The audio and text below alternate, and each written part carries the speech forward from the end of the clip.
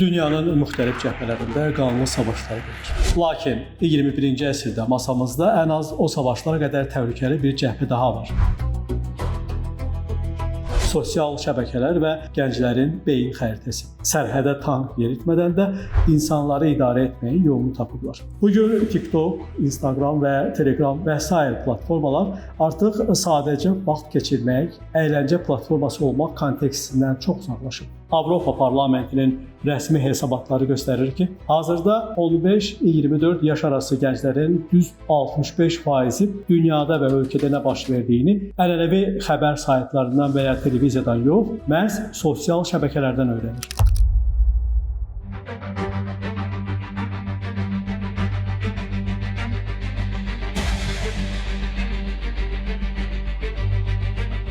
Yəni, cəmiyyətin gələcəyinin əsas informasiya qaynağı artıq sosial media algoritmləridir. Mənzərənin arxasında böyük rəqəmsal tələ gizlənir. Ən böyük zərbə gənclərin düşünmə sisteminə dəyir.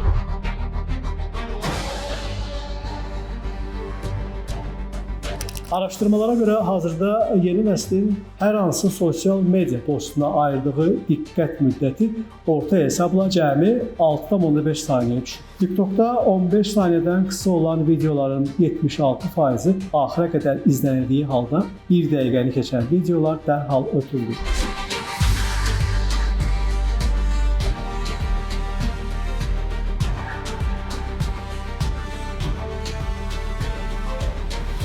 Gənclər hər 40-44 saniyədən bir tətbiqlər arasında keçid edirlər. Bu deməkdir ki, yeni nəsil artıq uzun, dərin və analitik mətnləri oxumaq, anlamaq qabiliyyəti itirir. Beyin o qədər sürətli və bəsit məzmuna öyrəşir ki, real həyatın, təhsilin və milli dəyərlərin gətirdiyi ağırlığı qəbul edə bilmir. Beləcə, gənclər daxili immunitetini itirərək virtual trendlərin əsirinə çevrilirlər.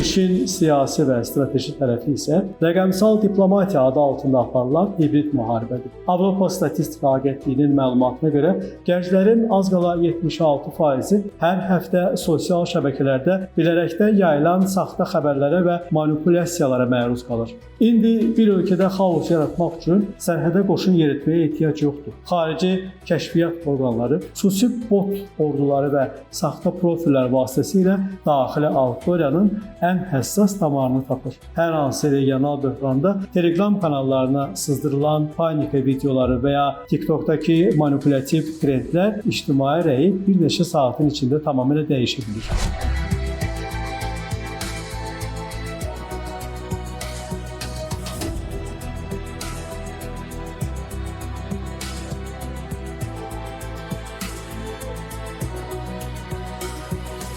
Əgər bir dövlət öz rəqəmsal sərhədlərini, yəni informasiya suverenliyini qoruya bilmirsə, onun cəmiyyəti kənar güclərin əlində asanlıqla idarə olunan bir kütləyə çevrilir. Buna görə də torpağı qorumaq necə vacibdirsə, internet məkanımızı qorumaq da bugün eyni dərəcədə təhlükəsizlik məsələsidir. Amma çıxış yolu qadağalar qoymaq, interneti kəsmək və ya saytları bloklamaq deyil.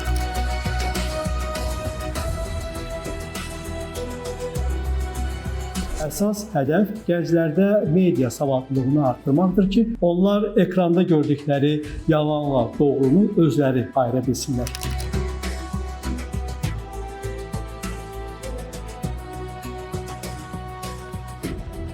Xaricdən gələn manipulyasiya dalğalarına qarşı daxildə güclü, keyfiyyətli və cəlbedici məzmun istehsal etməliyik. Çünki rəqəmsal dünyada öz informasiya məkanına sahib çıxa bilməyən dövlətlər gələcəkdə müstəqilliyini də masada itirmək təhlükəsi ilə üz-üzə qalırlar.